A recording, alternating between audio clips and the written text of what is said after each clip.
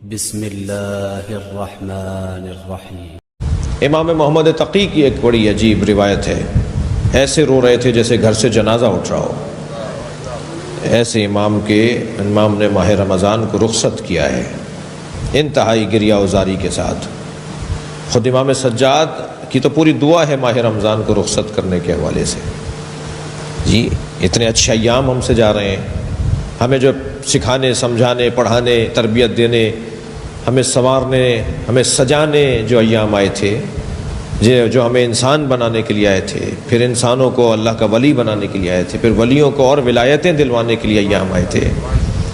لہٰذا روایت کہتی ہے کہ محشر میں وہ بندہ جس نے 30 روزوں میں سے ایک روزہ چھوڑ دیا ہوگا وہ روئے گا کہ میں نے ایک روزہ بھی کیوں چھوڑ دیا، اس لیے کہ یہاں تو ایک ایک روزے والے کو اتنا کچھ دیا جا رہا ہے، یعنی ایک روزے کا ثواب اتنا کچھ اس کا انعام دیا جا رہا ہے، میں نے ایک بھی کیوں چھوڑ دیا؟ اگر میں نے ایک روزہ نہ چھوڑا ہوتا تو مجھے یہ بھی کچھ ملتا جو روزہ رکھنے والوں کو دیا جا رہا ہے۔ وقت گزر گیا، یا اللہ ہماری کوتاہیوں کا ہمیں اعتراف ہے، ہماری بے توجہیوں کا ہمیں اعتراف ہے، ہم نے اس مہینے کا حق ادا نہیں کیا جیسا ہمارا ہو ہمیں کرنا چاہیے تھا، ہمیں اپنے حساب سے ہی جیسا کرنا چاہیے تھا ہم نے اپنے حساب سے بھی ایسا نہیں کیا۔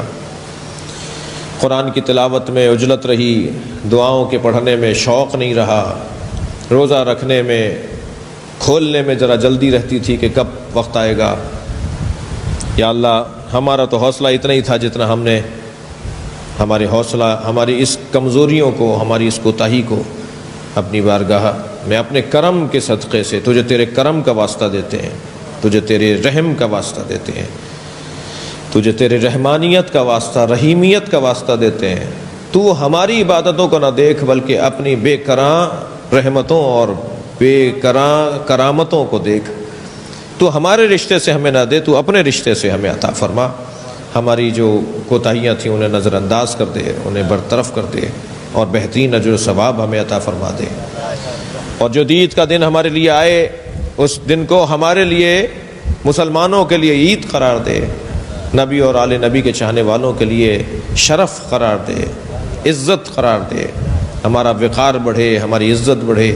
مسلمانوں کا جو وقار زبوں حالی کا شکار ہے، جی وہ وقار جو مجروح ہو چکا ہے، یا اللہ یہ عید جو آ رہی ہے ہمارے وقار کو دوبارہ سے پلٹا دے، ہماری آبرو کو دوبارہ سے پلٹا دے، ہماری عزت میں اضافہ فرما دے۔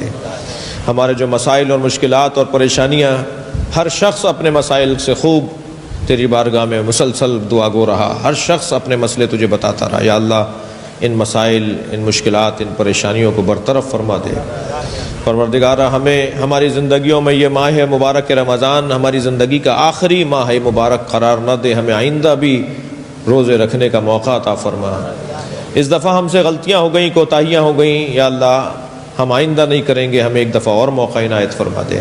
ہمیں یہ تو پتہ ہے کہ جب آنکھیں بند ہوں گی، روح قبض ہو جائے گی، تو ہمیں پھر پلٹنے نہیں دے گا، پھر گنجائش نہیں رہے گی پلٹنے کی۔ مگر ابھی تو تیرے ہاتھ، ہمارے ہاتھ میں ہے کہ ہم تجھ سے یہ کہہ دیں کہ اپنی اس سنت کے اوپر کہ ہماری عمر کو لمبا کر دے، تاکہ ہم تیری عبادت کا آئندہ لطف لے سکیں، تیری عبادت کو زیادہ بہتر انداز سے کر سکیں۔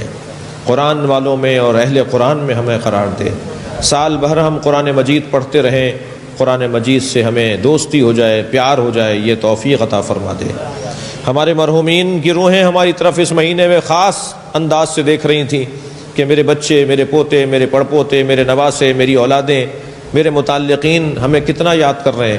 یا اللہ ہم نے کوشش کی کہ اپنے مرحومین کو بھی یاد کریں، جو ہم سے رہ گئے، جو ہمارے عزیز مرحومین ہم سے یاد کرنے میں رہ گئے یا جنہیں ہم نے یاد کیا، یا اللہ ان کی مغفرت فرما دے۔ ہمارے ان نوجوانوں کو، ہمارے ان آئندہ نسل کے افراد کو، ان بچوں کو بہترین تعلیم، تقوی، روزگار، ہمت، حوصلہ، جوانیاں عطا فرما دے۔ ہماری بچیوں کو عفت و پاک دامنی، تربیت اولاد، شوہر کی خدمت، اپنے گھر کو چین سکون سے رکھنے کی توفیق عطا فرما دے۔ جو بیمار ہیں، جو مریض ہیں، انہیں شفائے کلی اور عاجلہ عطا فرما دے۔ پروردگارہ ہمارے اس ملک، خدا داد ملک، عطا الہی ملک کے مسائل اور مشکلات کو آسان فرما دے، اس کو ترقی عطا فرما، اس کی حفاظت فرما، اس کی خدمت کی ہم سب کو توفیق عطا فرما۔ یا اللہ ہماری سرحدوں کی حفاظت فرما، ہماری نظریاتی سرحدوں کی حفاظت فرما۔ سرزمین نجف، کربلا، سامرہ، کاظمین، مشہد، قم، جتنے مقامات مقدسہ ہیں، خاص طور پہ جناب زینب سلام اللہ علیہ کا مزار اپنے حفظ و امان میں قرار فرمایا اللہ۔ مکۃ المکرمہ، مدینہ منورہ کی حفاظت فرمایا اللہ۔ ہمیں اس کی حفاظت کے لیے اپنی کوششوں کو بروئے کار لانے کی توفیق عطا فرما۔ پروردگارہ ہمارے سارے مسائل کا حل ایک ہی دعا میں پوشیدہ ہے، اگر وہ قبول ہو گئی تو ہمارے سارے مسئلے حل ہو جائیں گے۔ یا اللہ امام مہدی کے ظہور میں تعجیل فرما، تعجیل فرما، تعجیل فرما۔